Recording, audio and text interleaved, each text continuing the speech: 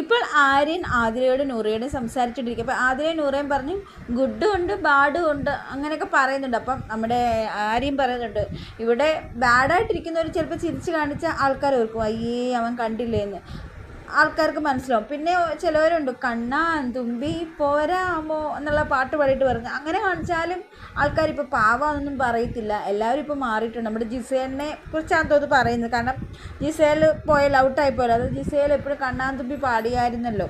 അപ്പോൾ ജിസേലിൻ്റെ ഒരു സോങ് ആണല്ലോ അവിടെ. അപ്പം ആരെയും പറയണ്ട, അങ്ങനെയൊന്നും പാടിയാൽ ആൾക്കാർ അതിനെയൊന്നും വകവെക്കത്തില്ല, എടുത്ത് ദൂരെ കളയുന്നൊക്കെയാണ് ആര്യൻ ആദിലയോടും നൂറയോടും പറയുന്നത്. അപ്പോൾ ആദില നൂറയെ ശരി വെക്കുന്നുണ്ട്.